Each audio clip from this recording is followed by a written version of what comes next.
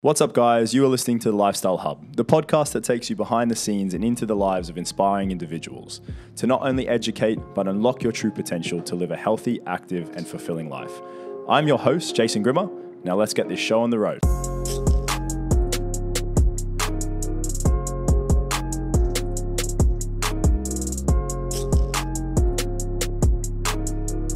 Before we get started, I'd like to take a moment to thank our sponsor, the leading home and commercial gym specialist in the Middle East, Ghana Fitness Supplies.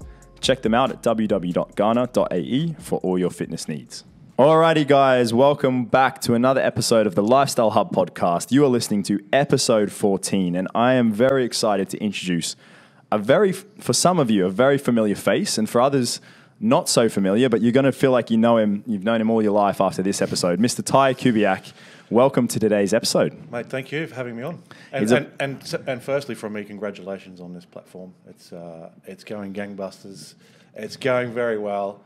And even though I should have been probably within the first 5, you've left me for 14. You made it. I'll take it. You made it. Guys, a lot of you might know Ty as the strength and nutrition coach based out of Dubai.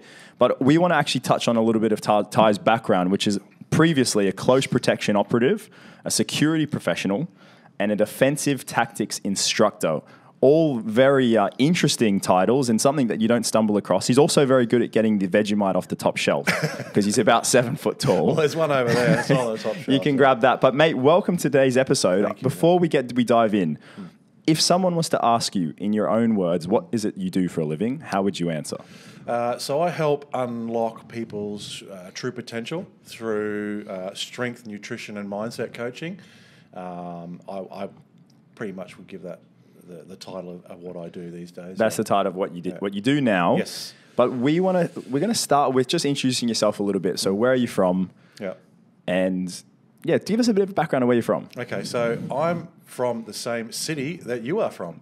Which is? Brisbane in Queensland, Australia. There you go, guys. It's officially our first Australian guest. Let's just have a little clap. And not only the first Australian one, I have to be from the same city. From the same city. We're from Ty's from Brisbane, and for that, we're going to bang out a quick little Aussie tune. So we're going to sing Give Me a Home Among the Gum Trees. All right, on 3. 1, 2, 3, go. Give me a home among the gum trees with lots of plum trees, a sheep or two, a kangaroo, and a clothesline out the back.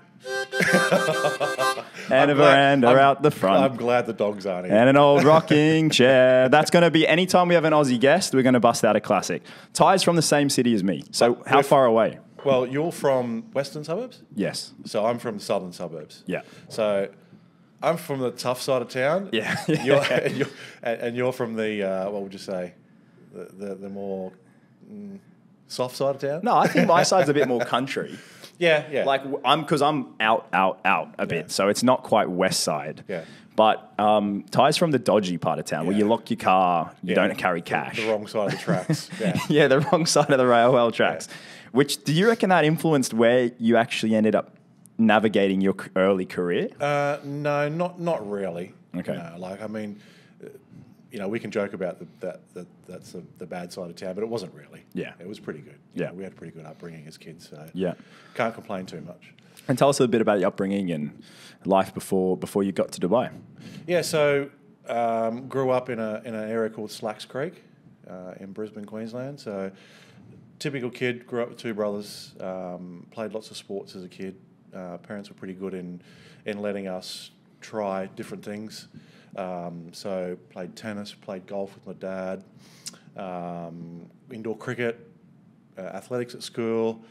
Didn't really hone in on any one particular thing. Despite being 7 foot. Well, it wasn't quite 7 foot back then, but grew up as a skinny kid. Okay. But pretty active, always riding push bikes, all that sort of thing. The Aussie dream. Yeah. So it was probably around, I was probably 1985. Going back then, I was probably about 11, 12 years old.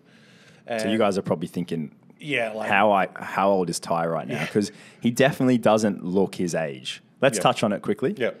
How old are you? I'll be 49 on the 19th of this month. There we go. This is the birthday podcast. Nearly. Like literally, it might almost release. Yeah, might close do. to your birthday. If you can do it on that. Oh, day, we'll see how we go. But we're going to touch on that because I think it's actually very admirable the condition tires in, and the energy that he lets off for somebody of his age in comparison to what a 49-year-old of today's society might, endorse or how they would be. Even though I did have a 2-hour nap on the couch before. Yeah, everyone. That's okay, mate. I do that too, and I got 20 years less than you, I think. So we're all good. Yeah, true. But let's go back to obviously 1985, 1960. Yeah, no, 1985. We used to where my parents' house is basically backs onto the local high school. Okay.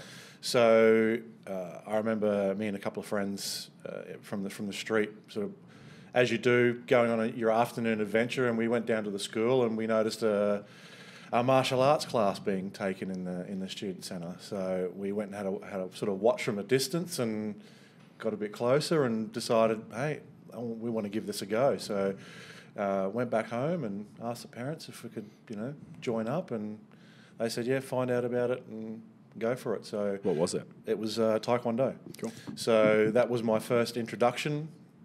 Went down and did that, and that was we did our classes there. Nutshell the sport of Taekwondo, just so briefly. It's a Korean national sport. I think when a lot of people know Taekwondo these days, it's the sport Taekwondo. I didn't do the sport Taekwondo, so there's no competition, there's no headgear, no padding, fighting in a competition style. This was traditional Taekwondo. So that was my first introduction into martial arts as a kid. Okay. So I went up through the ranks through the years and became a second Dan black belt in traditional Taekwondo. Wow. So that was my, like I said, that was my introduction into martial arts. Did you expand into any other martial arts at that point, or that was your sole focus? That was my sole focus at that point. Yeah. Because I joined at 11. So I pretty much trained right through until I was about 18, 19. Yeah. And then life takes over when you become that age and you start to have to work and you discover girls and life takes you in a different direction. So while I was still very interested in martial arts over the years, it sort of fell away due to other things, and it came back to it a bit later in life. Yeah. How old were you? So it probably all started, I was working in jobs over the time, just normal jobs. I was actually working in an engineering job. And I was sort of starting to think in time in my life, do I go career? I was looking for something else. Yeah. I didn't just want to be working for the man, so to speak. So I remember coming across a guy who we got talking, and he was telling me his uncle worked as a bodyguard, and I was like, that sounds pretty cool. So we got to chatting, didn't get too much information from him about it. Yeah. But I decided to run with that because something stuck with me. I was like, maybe this is a direction Did that thought come to you when you're looking in the mirror and you just think, fuck, I'm big? No, because I wasn't big back then. Okay. I was Paint that picture then. I was just tall, skinny guy. Okay, so you didn't have any, you weren't this size? No, it wasn't this size at the time. So what I did was I was working another engineering job and actually got let go from that job. And I thought, okay, I've got some money behind me. Yep. It was like a calling, a bit of a chance. So I sat down one day for a couple of days and made all the inquiries and the phone calls and spoke to a few people of what I actually had to do. Now, you're not going to go and jump straight in, okay, this is what I wanted to be. Not going to jump straight into, it's not like you can go and just do a course and then become a bodyguard. Okay. How does that process run? So what I had to do was actually get all my security qualifications in Australia. Okay. Which basically meant I had to become crowd control. The bodyguard part was a separate qualification. Yeah. So I basically went in and said, I want to do everything. Okay. So I basically overqualified myself to the point where I did every qualification that I could. Yeah. Everything from firearms to, like I said, crowd control, bodyguarding, all that sort of stuff. Okay. So that then became, all right, now I'm qualified. Now I have to start at the bottom of the ladder because no one's going to hire you fresh off the boat. Yeah, of course. You got to prove yourself. For sure. Not only that, it's like, I don't know any bodyguards. How am I going to do this? But that was my ultimate goal. Okay. I just didn't want to be a security guard or Yeah. work in security. Yeah. That was what I wanted to be at the end. So my first job working in the security industry was working as a loss prevention officer for Myer. Okay, so loss prevention meaning... Basically walk around in a uniform and detect and deter shoplifting and theft. Okay, so Myers like just a retail store, Yeah, it pretty was big probably department store. Australia's biggest department store, Yeah. along with David Jones. So I worked at the Logan Home. Westfields. No, Logan Home at the Hyperdome, Myer, Yep. which was pretty bad. For shoplifting. Because of that area. Okay. So Myer used to put a lot into their loss prevention. Okay. So pretty much each store had at least one uniformed, and we would just go in there as a deterrent. Yeah. And detect and report. So you would kind of keep an eye on anyone looking dodgy. Yeah, that sort of thing. shifty. And you would find things that had been stolen, and you would report them, and you would log it, and you would do all that. Okay. So in the year that I was there, I proved myself and brought that store to the top 5th performing store in Australia. So in the sense of you deterred X amount, yes, or because of the deterrence, yes. they were able to make more sales? Yes, Okay. and retrieve more stock that was potentially stolen. So we would gotcha. have what would be called recoveries. Yes. So it could be a case of these guys look dodgy. They're known thieves because we Yes. would have intel. We would have meetings. We would all work together. Yeah. Because these shoplifters Would move between. Yeah, would move. So Yeah. So just over that year, just in my retrievals and recoveries and preventions, proved myself and got that store as one of the top performing stores. So I did a really good job there. So that was my introduction into the industry. Okay. So from there, I then networked with a few people, and then got offered a job because of my firearms training background, got a job as a armed covert cash in transit officer. So basically, we would work for a company. We would go and That's cool. pick up money In the armor guard van. No. This is as a covert. So overt is uniform scene. Covert is undercover plain clothes. Right. So we would all turn up at the office Yeah. in plain clothes. We would arm up with 9mm Glocks. Yeah. Concealed weapon. Yeah. Concealed weapons license, and we would go to businesses and pick up their money and bank it for them. Oh, okay. So we're talking like dollar bills? Yeah, small businesses. Yeah. Lots of different types of businesses. Okay. Clothes shops, Yeah. some McDonald's, things like that. That would utilise that service because Okay. they wouldn't either have the time or the staff to go and do their own banking. Yeah. So we would go in and It's a pick up their safer banking, option. safer option, and go and pick it up. Any situations or any like red line encounters No, in not that field? not in the time that I worked there. Okay. This all comes down to situational awareness and Yeah. everything from where you park to your observational skills to the routes you take. A lot of the time too, people think you're picking up just $100 and $200 notes. Yeah. A lot of it is change. Yeah. So you're trying to be inconspicuous with 25 kilos of coins in your backpack. Yeah. And basically it's if something happens like that, you just hand over the money because the money is insured. Okay. So that was like your first order. It's like Yeah. if someone stands you up. The last thing you want to do in a shopping centre, if Yeah. someone is trying to steal from you that is pointing a gun at you, Yeah. is pull your own weapon out and start firing shots at random. Yeah. Makes It's the sense. last thing you want to do. The only time you're instructed to pull your firearm is if your life is in imminent danger and you Yes. have no other option. Yes. And even then, I still carried a blade. Okay. And that would have been my first port of call if it was in close proximity. Yeah. I would do that rather than pull a gun out. Yeah. Because this isn't the movies. Yeah, that's right. I mean, John Wick is a film, everyone. It It's is. not a real It is a story, film, despite and what people think. It's not real. It does not happen like that. Yeah, I can imagine. So. Even though I was pretty proficient at firearms, I would, in my own time, go to the range and fire with the weapon that I carried with. Yeah. Just to be able to be used to situations where you need to, pull your weapon, deal with your weapon in situations where you get jammed. We're still talking about guns, or we're Yeah, talking yeah. about late nights on a Friday? No. Still talking about guns.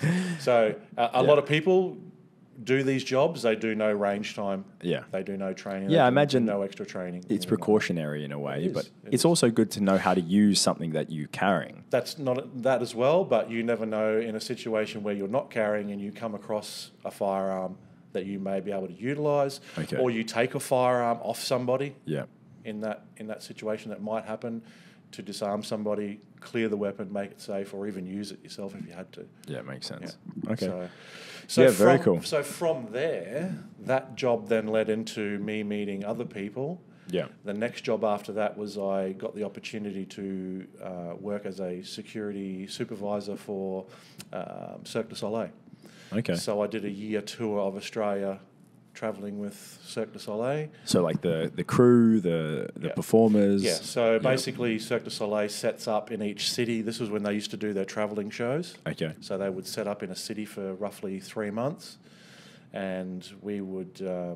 I worked on a contract with a security provider, where we basically they had their own security supervisor that travels with the show, and then we liaise with him.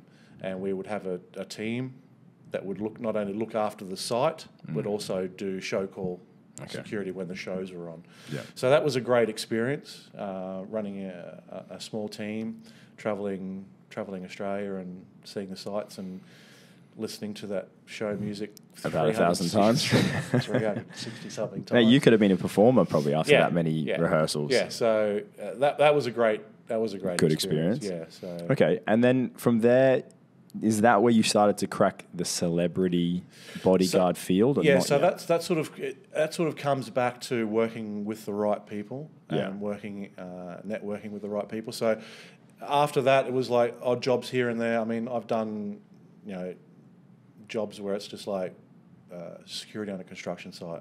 Yeah. We used to do jobs where it would be a case of they would have advanced movie screenings. Yeah. So they would invite certain people to watch the movie before it was released. So it's basically taking people's phones off them before they enter. Yeah. And then when the movie's going inside with night vision and checking to make sure people aren't filming it, to then release it online before the actual event. So you really did climb like the ranks from like everywhere, every angle. Yeah, like, I did every time that someone wanted me to do a job, I would do the job. Credit to you there, because I think a lot of people are very quick to like, they've got this conception that they're able to do something. Like they're like, yep, I want to be this. And then when someone's like, well, are you prepared to do all of this to get there? Yeah, they don't want to do it. They're like, nah, why would I do, like, I don't want to go that way. If I can't get to the top of the ladder without climbing it, that's right. I don't want to do it. So like credit there, because, I mean, you're definitely literally taking whatever's coming. Yeah, you had to build up a reputation and get your name going. Yeah. Worked schoolies. Worked for the guy that gave me my first break. Shout out to Scott Jervis, who's a very good provider in Australia still now. He gave me my chance. Yeah. He had a lot of contracts in schoolies at the hotels. Yeah. So, you might have been working schoolies when I was actually having finished my. So basically, schoolies, when you reach, is it 18? Yeah. It's like the summer break that the states would have. For New South Wales and Queensland, basically. Yeah, you'd gather down to the Gold Coast, Cavill Ave. And they would just hire pretty much every unit. Literally, you take over the whole district. It's obviously like beachy and surfy and you name it. Lots of drugs, lots of booze, lots of underage drinking, lots of HJs. Yeah. And that's not Hungry Jack, by the way. I'll let you put that together. And it was pretty wild. I wasn't that wild, to be fair. But so you were there dealing with all that mess. Yeah, dealing with all that. So, like I said, taking on those jobs and building up a reputation for yourself. Yeah. So then that eventually came to, hey, we want to pull you on these jobs. So I remember the first job I did was Miley Cyrus. Good. We've got some name drops now. Coming into, and this is still in the just getting out of the, probably a little bit out of the Hannah Montana stage. She was just starting to kick off. Yeah, her second part of her career. Yeah, and that was, to me, that was like, I've cracked it. Yeah, that's huge. So she was, I mean, at that time she was big. So all it was a team of about 6 of us. It was looking back, it was a nothing job. Yeah. It was basically she getting off the plane, coming through with her entourage. We basically, team of 6 of us, escorting her through the airport, past paparazzi, to her private car, and that was it. It was like a 5-second job. Yeah. But to me, it was... That was huge. It was huge because I was starting to get into what I wanted to do. Yeah. They're the kind of gigs you want. And it just basically grew from there. Yeah. So okay, and so who else? Let's list them now because I know people want to know. So as for let's put it 2 ways. You have people that will call themselves a bodyguard, and then you've got executive protection. Okay. So bodyguard is like the dumbed down way to present the job, but they're 2 different jobs. Yeah. So a lot of people that have bodyguards, it is like it's like an accessory for them. Yeah. It's like women have a good purse or something like that. Yeah. You're there to be seen as probably a deterrent, but also seen to, hey, look at me, I think I'm that good, I need a protection or a bodyguard. Yeah. Executive protection is something different. It's a lot more involved. There's a lot more advanced security going on. That's where that person's at risk. Yeah. Yeah. Yeah. So a lot of these jobs I worked on as part of a team, and you never work as one-on-one. Yeah. So after that, did some jobs. Eminem, he flew into Brisbane on tour. Cool. So it was basically same thing. Private plane, car convoy, pick up the entourage, drive them through the city to the stadium. Show is done. Drive them back out again on a plane out of there. So low risk, low F. A lot of these people travel with their own very close security anyway. So a lot of the times it's just support. Yeah. Or transport. Did you ever encounter any sort of? Was there any time that you had to actually physically intervene? No, and it should never get like that. Okay. If it gets to that point, someone's missed something pretty badly. So like I said, that goes back to the executive protection side of it. Yeah. A lot of the work that you put in you don't see is the advanced work or the rec work. So it's basically you might go to if you've got particular locations that you're going to be at, it's going there before and checking out things that might be a possibility and working out a plan A, a plan B, a plan C. If this happens, yes, looking at things that are possible risks. Okay, And so was there a point where you had like a high risk, personnel that you had to? Yeah, I mean, the last protection job that I worked on was for Zara Phillips. Okay, so which is basically Princess Anne from the royal family, her granddaughter, who's married to Mike Tyndall. So I worked for a very high-profile Australian jeweller, security, on the Gold Coast, and they were the ambassador for Magic Millions horse race. Oh, okay. On the Gold Coast, and she was an ambassador for the Magic Millions. Yes. So not only did we have to look after the jewellery she was wearing, we also had to look after her as well. Okay, so double. So to put things in perspective, I remember we were at a function, and I worked with another operative on her as close protection. Now, people think, must carry a gun and handcuffs and taser and all this stuff. As a bodyguard in Australia, you are not permitted to carry any weaponry at all. Yeah. So it's basically you need to have situational awareness, observation skills. That rec work needs to come in, and you're basically on your own. Wow, So I never would have thought that. So in that context, the only 2 jobs in Australia you're permitted to carry a firearm is a police officer. Yeah, or military. Or that's separate. Separate. They don't deal with anything civilian. Yeah. Or the job I did previous, which was a cash in transit officer. So it's like somebody, you got your covert, which is what I did, or like you said, armor guard, something like that, which is... It's strange that they'll let you carry a gun to transport cash, but then potentially to protect a high-worthy individual. The thinking is if the individual is at high of a risk that they need armed protection, then the Australian Federal Police should be involved. Oh, okay. So that's where they take over. Yeah, so like I said, coming in before, it's funny, we were standing there with her, unarmed, just us with our skills. And then you had the Queensland Premier, who's a politician, with 5 Australian Federal Police officers as her protection, fully armed. Yeah. So you've got someone from the British royal family who's seen as a low risk in that environment, to a politician who's seen as very high risk. So that goes to show you how much politicians are loved in Australia. Yeah. That sums it up. And that's what I mean. That comes down to risk assessment too, because they're in a country that not many people know who they are. Yeah. But obviously, you know, she's wearing nearly $1 million worth of jewelry, and it's someone from the royal family. Joined with the British royal family, as seen as a low risk. Yeah. Wow. Yeah. So it comes down to that. So you know, when you're talking celebrities, you know, worked on, did security for the Rock's movie San Andreas. Yeah. So that was basically set security. Yeah. So a lot of people think these jobs are, you know, I'm wearing a suit all the time and driving nice cars and you know, living in a luxurious lifestyle. It's not like that. It's not like the movies. Sometimes you are basically sitting in a chair, watching a gate. Yeah. That's what it is. Particularly is like sometimes. Yeah. Sometimes the jobs are really good. Yeah. They're great. So what would you say?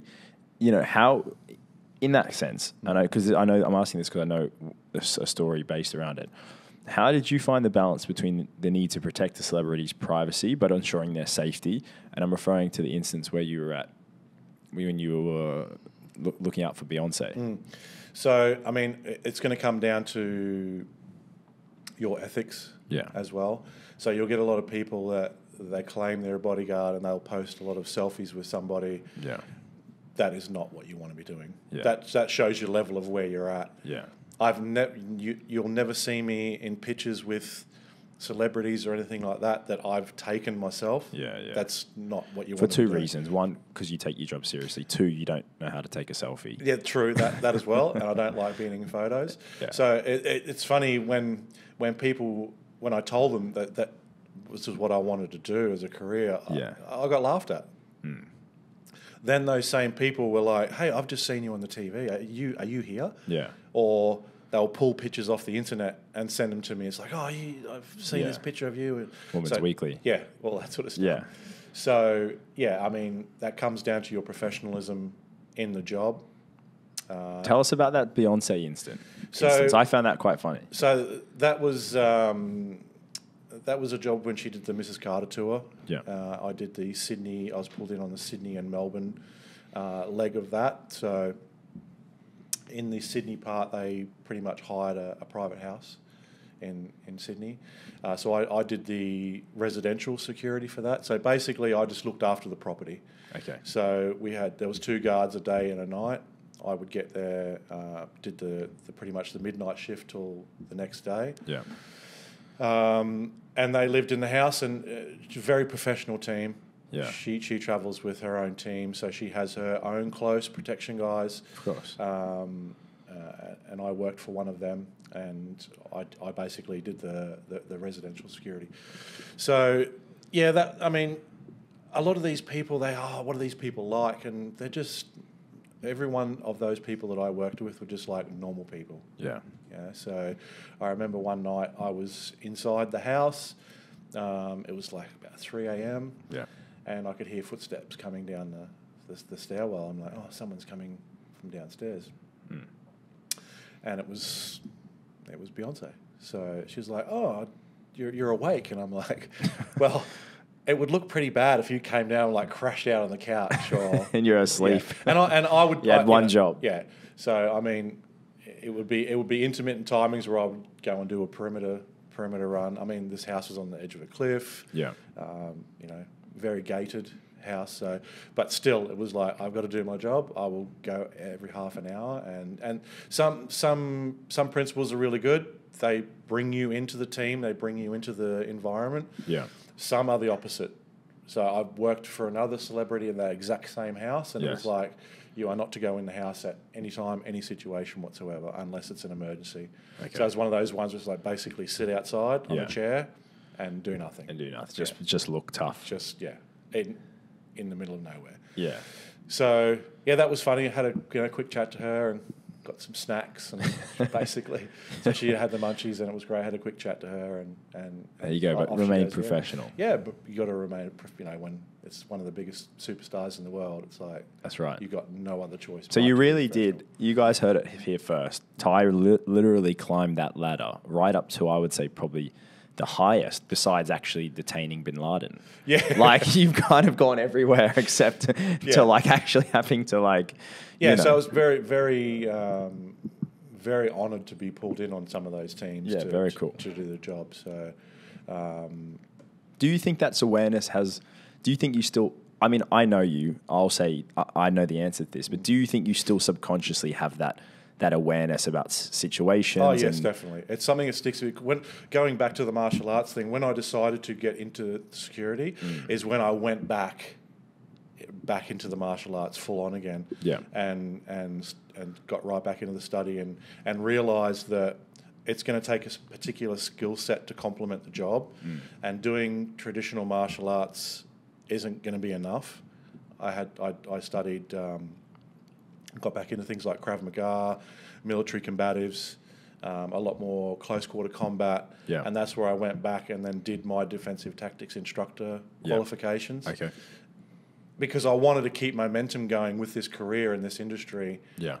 I needed to stand out. And even though you can't just rely on telling people I can fight or I can look after myself, there's a lot more involved in that, and that's where the military combatives and the systems like that come into its own to complement the job.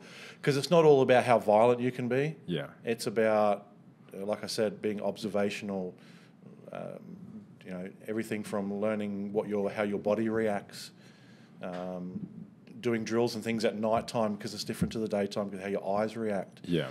It's all those little idiosyncrasies and things that people don't think about that you've got to pull in as part of your toolkit. So in that context then, if you were to give one bit of advice to somebody, let's say, you're a traveller, you're in the streets of Barcelona at 2 a.m. What's one bit of advice that you would give to somebody, who might not be aware, who knows they're probably out on their own a little bit? Okay, well, simple. Don't go out on your own in an environment where you are not comfortable, you don't know where you are. Okay. It comes down to red flags, situational awareness, using your common sense. Yeah. Yeah. So if you've never been to a city before and you're going out at 1 a.m. by yourself, probably not the smartest idea. Yeah. Yeah. So it's advancing yourself into a situation. Look at red flags and trying to don't be there. Think about it. Don't be. My dad. I did Aikido growing up, which was awesome. I really enjoyed it actually, and I would actually love to go back into it. But basically, aside from everyone gives it sometimes a hard time, etc. But I think one of the biggest things that they always would draw into is the first rule is just to not be there. Yeah, that's right. So regardless of the situation, just try to avoid it at all costs. Total avoidance techniques. People think people are too quick these days to. Situations happen. Let's let violence is the answer, or hit first, or whatever. They don't think about the consequences after because they've never been in an actual situation. That's right. What you do in training and what an actual situation is, two totally different environments. That's right. How you, in a training situation, everything is controlled for you. Yeah. Your partner is controlled for you. The drills are controlled for you. What you're wearing is controlled for you. Yeah. How your body reacts is controlled. You go out into a situation where you have no control and you don't have the control. Yeah. It's totally different. And your body is going to react in a totally different way than it is this way. Oh, yeah. When adrenaline dumps, you are a different person. Yeah. You're right. If you've never been in actual fight or flight, you don't know until you've been in that situation. Yeah. People have got a lot of bravado in training and they like to say a lot of things that haven't been in a situation. Yes. And I've seen guys that are very highly skilled get in situations and those skills have been absolutely useless to them. And thrown out the window. Yeah, because, adrenaline dumps, a lot of things happen in your body. Yeah. Fine motor skills are lost. Yeah. Tunnel vision, auditory exclusion, all these sort of things. People just freeze. Yeah. Yeah. So, which actually leads into a little bit of a project you've been putting together that I wanted to touch on because I think it's very cool and it's the first of its kind. Talk to us about the the project that you've recently developed that will help people or test people on all of these skill sets that you've just spoken about? Yeah, I mean, it's not wholly focused on that. They are elements of the concept. Yep. But I think it's going to introduce people to finding out a little bit more about themselves. Yes. So what's it called? So I've put together the concept. It's called the CSPM. Stands for? Which is the Civilian Somatics Performance Method. So as we know, in Dubai is very big on health and fitness. There is a lot of different types of classes, workouts, fitness systems that are in the city. And I wanted to try and bring something a bit different while still using the elements of training, but adding some different elements that people haven't seen or experienced before. Yep. So bringing in the defensive tactics, also bringing in some more cognitive testing, hand-eye coordination, Yep. stress skills, things like that. Over my time working with different people in the training that I did, law enforcement, first responders, military, things like that. So it's pulling some of the training elements that they used to use in their careers and adapting it for civilian use. Okay. So it's kind of cool. So it's basically putting people under pressure in situations they might not have been put in before. Yeah. While mixing that with fitness, weight training, powerlifting, strongman. So, you know, for a scenario, say you've got a big, strong guy who's fit, he's confident, then you put him up against, say, a smaller woman who's not as strong, maybe not as fit, but she's got a stronger mindset. So she can deal with situations. And that all comes down to what people have experienced too before. Yeah. Maybe she's got kids and she's had a different upbringing to this guy. I can put them side by side with the same workout, the same plan. Maybe he breezes through the physical stuff a lot quicker than her. Yeah. But then he gets to a challenge where he's got to rely on his dexterity, and he's got to be able to slow his heart rate, slow his mind down and think about something he doesn't normally do, so he starts to panic. Yes. How am I going to deal with this? Yeah. She finally catches up and goes, I've dealt with problem solving like this before. I'm just going to calm myself down and think about it and go, yep, 1, 2, 3, great, I've done it. She's off again. He's still there struggling. Yeah.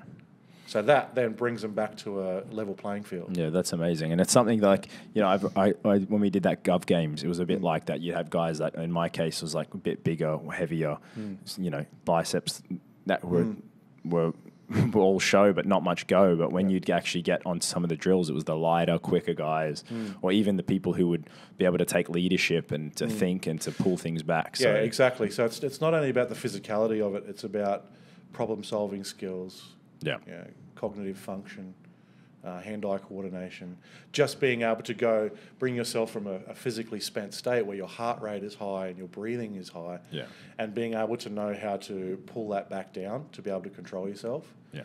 Because that's going to mimic a lot of situations that people struggle when they find themselves in. Like I said, it's okay to say, I'm going to do this and I'm going to do that in a situation. But until you've been in that situation, your body reacts like that. That's right. You've got no understanding of what it's like. So, you know, one of the tests that I've brought into it is a bucket full of ice with random keys in it, and you've got 5 locks in front of you. So you approach this after doing some physical activity. Not only is your heart rate through the roof, now you've got to stop and you've got to put your hands into something cold. So there's that temperature change. So not only, you know, your dexterity is then compromised because, okay, you put your hands in cold ice, then you've got to, am I getting the right key to the right lock? So that hand-eye coordination comes into it too. Yeah. This is where people panic. Yeah. And it's learning to calm yourself. It's the thing in a situation where where this might, your safety or even your life might depend on it, or someone who's with you, their life depends on it. Yeah. You need to be able to not panic. Yeah. Yeah. And that's where a lot of people don't relate real life situations and training together enough. Yeah, that's true. So this is like a mix in between for those people out there who want to give that kind of training a go. Yeah, exactly. I think it's people that want a little bit extra. Yeah. Not only does it bring that, what have you got, and can you, like, okay, I don't care if you can deadlift 600 pounds. That's great, but can you solve this small tiny puzzle at the end of it? Yeah. Yeah.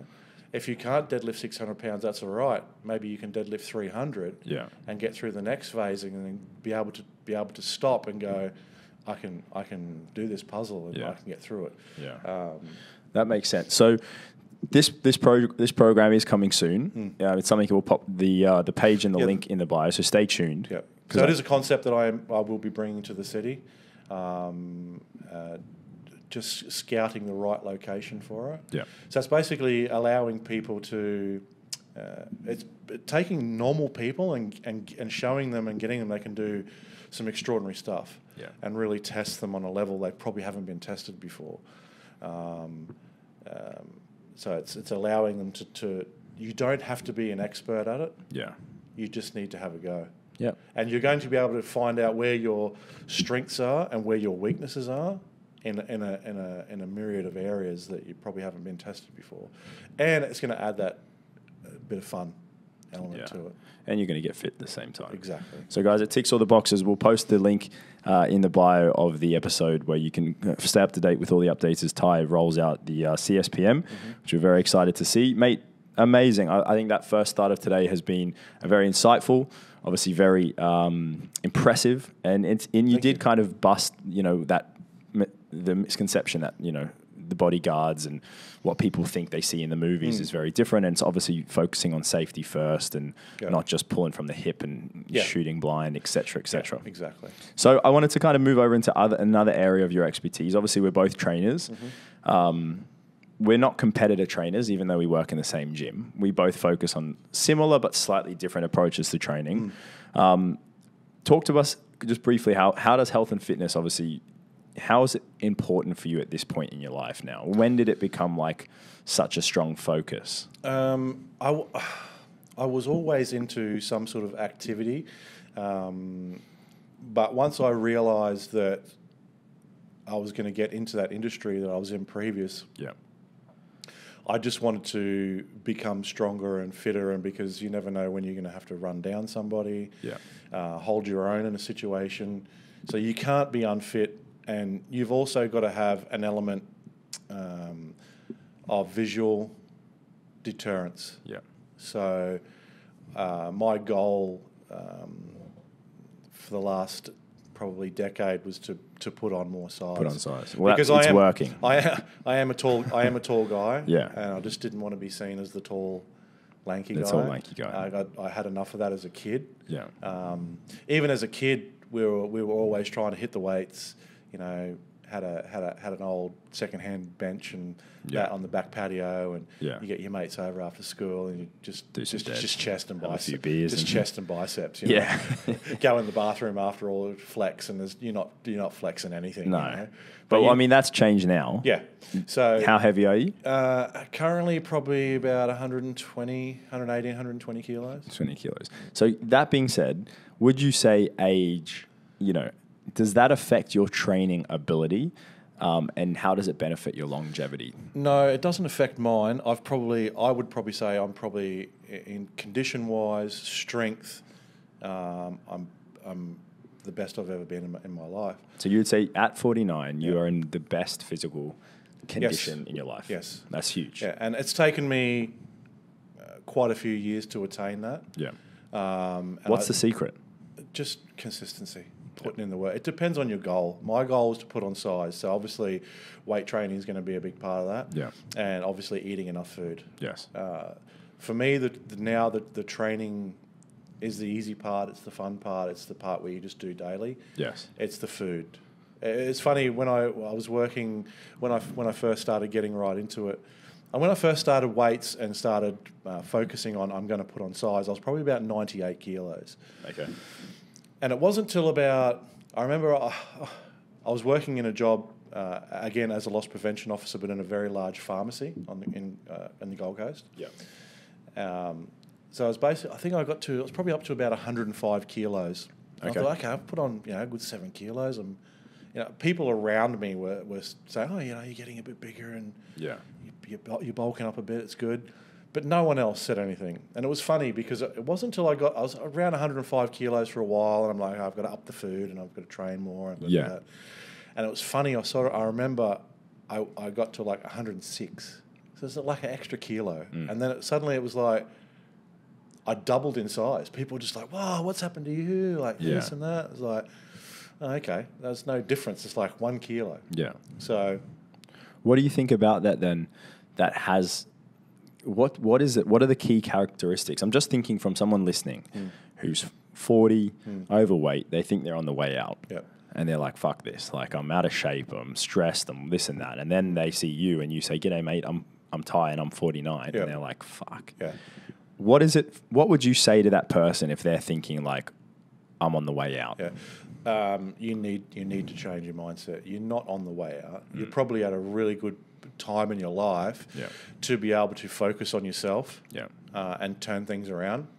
My oldest client, Michael, I see him every day. He's 67. He's all we do is we powerlift. Yeah, he's strong. He's the strongest he's ever been in his life. He's stronger than his own son. He's 67? Yeah, he's stronger than his own son. Again, guys, he does not look... Michael, you don't look 67, mate. No, he's the dean of a university. He powerlifts 3 days a week. A lot of... I've got some other people that I know who are 50. She's about to compete in bikini. Yeah. So, if you give me my mum is a great example. Your mum's a great example. Yeah, so she... Big shout out to Ty's mum. A couple of years ago, I helped my brother lose quite a bit of weight and change his perception on his health and fitness.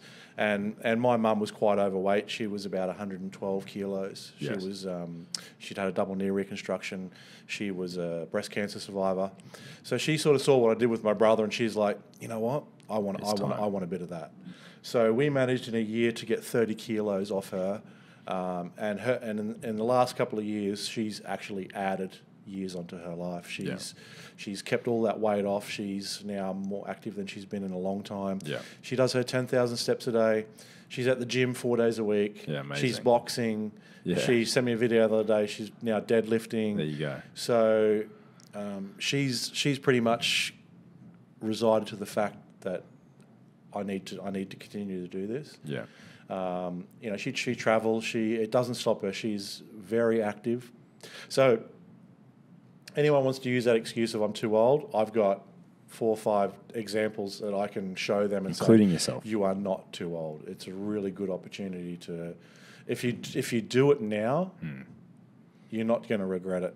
Yeah, Ty doesn't muck around. Like, obviously, when you get stuck into your training, you're pushing some big numbers. Like, give us an example. What do you squat? What's your heaviest squat that you've done in the past? My heaviest squat is a 230 kilo double. 230 kilos for 2 reps on the back. Yeah. So, I mean, for me, you can't compare yourself to other people. Yeah. I mean, people look at me. I'm sure they look at me. I mean, when we're going to start getting into competitive stuff, there's going to be people going, like, there's guys that are 120 kilos. Of course, lifting crazy numbers. Yeah, crazy numbers. But it's not about that. Yeah. It's about what your strength is relative to you. Yes. So in the last couple of years, I've focused a lot more on, I want to see how strong I can get. Yeah. So I'll set myself challenges. Like I set myself a challenge of the farmer's carry pickup a couple of weeks ago of see how long I could hold a strapless farmer's carry pick. And I set myself a goal of 600 pounds, which is 272 kilos. And I thought if I can pick that up off the ground and hold it for 15 seconds, I'll be happy. And I got 27 seconds out of it. So basically, Ty's standing there, just imagine him holding 270 kilos. I don't think many people have ever held anything even half as heavy as that, like for that long. Yeah, think about it. Like when it is a part of a strongman hold. So these are just things I'm setting myself. Just little targets. Yeah. So do you think setting targets like that helps keep you on track and gives you purpose? Yeah, I think if you want to achieve something, set yourself small challenges and goals and markers to hit. Yes. They don't have to be an ultimate marker. I mean, for me, I've set myself particular goals and I'm just chipping them off. Yeah. Because I think once you get one, it keeps momentum going for the addicted. second and the third and the fourth. Yeah. So you always learn to give yourself something to aim for. Yeah. I think people can tend to, they pick this one lofty goal, and that's okay, but they don't break it down into digestible chunks enough. Yeah. So that when they start the work to do it, and then they look up at that goal, it's like, wow, it's a lot further away than I thought. So it's good to have that end goal, but don't hyper-focus on it. Yeah, that's okay, good have advice. the end goal, but break it down into smaller goals. So you might say, I need to lose 20 kilos. If all you focus on is losing 20 kilos, it's going to start to distance itself from you. Yeah. Focus on losing focus on just getting more protein and more fruit and veg and walk 6,000 steps a day. Yeah. Okay, I've achieved that. Great. What's the next thing? Yeah. Okay, I want to lose 5 kilos. Yeah. You hit that 5 kilos, great. I've achieved something. Yeah. And that's going to build momentum. Then that 20 kilos has only become 15. Yeah, it becomes a lot easier. Yeah, and you know this with your clients as well. Yeah. It's setting those smaller digestible chunks, That's achieving them over time, and the next thing you know, it's, wow, I've actually achieved the big goal. Yeah. But I didn't hyper-focus on it. That's right. And you even take a lot of time to obviously be creative with your food. I mean, if you follow Ty, you'd see that he's quite the master chef in the kitchen. He's whipped up some pretty cool recipes. I've always been, I grew up on home-cooked meals. Yeah. Do you believe in home-cooked meals? Like, how do you find, what have you, how have you noticed the frequency that people just order out in Dubai as if that's just what life is about? Because I've never been in a city. Yeah. And I don't think you have either. Yeah. Where people literally order as much food I'd say in the world, it have to be up there. Yeah, people got to understand too. I grew up in a different generation to a lot of people. Yeah. So there was the hunter-gatherer. Yeah, literally were out on the back sticks. in my day, the only thing that got delivered was pizza. Yeah. I was it. talking about this with a client the other day, and we were like, you literally had to drive down to Pizza Hut. Yeah. Like this, because delivery was like $23. And mum's like, there's no way I'm forking out. Or you had to pick the phone off the wall, ring them. Yes. There was no apps. 3892-1111, Pizza Hut delivery. Fuck, they got us good with that marketing, didn't they? But that we remember that because that was probably the only thing that would be delivered. Like this literally backs up your point. There was no apps or anything. Yeah. And even as kids, even if we did have what it was like the monthly, okay, I'm going to the fish and chip shop and get a big fish and chip feed and all that sort of stuff. Yeah. So, but yeah, I grew up eating, and parents taught us how to cook, and so I just continued that through my time. And with the amount of food I've got to eat, I've got to be frugal with the cost. Yeah, of course. I can't afford a meal prep company they wouldn't even touch the sides to help to do my food. How many cows would you eat when you're trying to put on size? At the moment, I'm probably on about 4,500 to 5,000. So the dream. I'm on 2.5 guys, and I'm I'm surviving, right? Yeah. So imagine trying to then squash in double that. Yeah.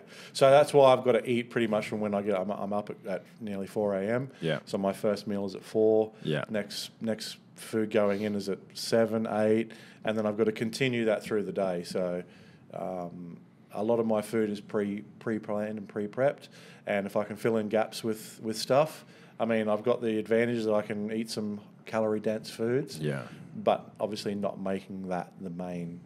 I get my lean proteins in, I get my veggies in, I get my fruit. Yeah, your meal, you eat a very well-balanced diet, which I think also goes back to showing Ty's success in keeping himself in such extremely good condition. Like, I don't think I give you credit sometimes because we just throw banter at each other all the time, but you are in fucking great shape. Yeah. And that's not my leg that's touching you under the table right now. But you are in great shape, mate. It's a credit to you, which leads me to our Lifestyle Hub golden question. What do you think is the key to living a healthy, happy, and fulfilling lifestyle? I'm going to refer back to your podcast on adversity. Okay. I know this might seem a bit grim, but I think people chase happiness too much. It's not a bad thing. I'm not trying to be a Debbie Downer or a pessimist or anything like that, but I think you're going to have to get used to the fact that times are going to get hard. They're going to get tough. And I think people shy away from it. And I don't know whether it's because I'm older, but this is what's going to happen. People are going to die in your life. Relationships are going to break down. You're going to get injured. You're going to lose a job. And I think when people try and shy away from that too much, when it does happen, they don't know how to deal with it. And I think people actively shy away from that stuff. I came across a good post the other day, and it was like, you need to make yourself out of a particular metal and harden that metal. Because it's still going to happen, but you're going to be able to deal with it better. Yeah. And I don't think, especially in this city, people perceive themselves to be something that they're not. And yeah, shit's going to happen, and you've got to be able to learn to deal with it and expect that it's going to happen. I'm not saying don't look for happiness in your life, but it's not always going to be like that. It's not all rainbows and sunshine. It's not all rainbows and sunshine. I've been injured. I've been sick. The last 2 years have been were assholes of years for me. Yeah. In terms of injury and just random shit. Just random shit that I jinxed myself and thought, I haven't been sick for ages. And then 2 years in a row, it basically, okay, well, we'll show you what's going to happen. And just random stuff out of nowhere that you would never think was going to happen. Yeah. So it's been you drove me home that one day. Yeah, that's right. That knocked me. And it's learning to go, okay, cool, this shit's going to happen. What do I do? Do I just give up? What do I do? Yeah. And it's just learning to deal with it and suck through it and go, okay, it's not the end of the world. I've met people recently that you hear their story. It's just like, you've got some fortitude with what you've dealt with, and here you are, like, you've been burnt, or you're a bit more wary now. But I know of other people that wouldn't have dealt with that. That's right. It's understanding what you're going through and putting perspective, and then hardening up, really. Yeah, to a degree. Yeah. Yeah, I like that. Yeah, and some people just, I've seen both sides of it. Yeah. People have hardened up and they've become a particular type of person, or they've just thrown the towel in and just that's their way of dealing with it. Yeah. That's my. I think that's great. That's a very. I think that makes the happy times when you do get them. That really makes them shine. Yeah, exactly. Yeah, I agree. Because if you've dealt with that, you can relate the two. Yeah. And I think there's going to be some people out there that when that shit happens, they're going to struggle. Yeah. So that's a great bit of advice, Ty, and you've given a lot of valuable bits of information today on this episode, guys. I'm really excited for you to all obviously listen, and I know most of you would have gotten to this point, and I'm sure you've enjoyed the episode today. Ty, thank you for coming on. Don't be scared of me in the gym. I might put across that perception, but he's a friendly giant, guys. The BFG. Yeah. What's that stand for? Big Friendly Giant. Yeah. Yeah. All right. So, guys, where can we find you for those wanting to keep up to date with all of your content? Yeah, so my coaching Instagram is at Epitome Fitness and Coaching, obviously on Instagram. And for the CSPM, it will be _CSPM, so you can follow that too. So I've just in the final talks of scouting a final location. So the marketing for that will be, if that's a goer, we'll be ramping back up. So amazing, guys. You will find all of that information in the link in the bio.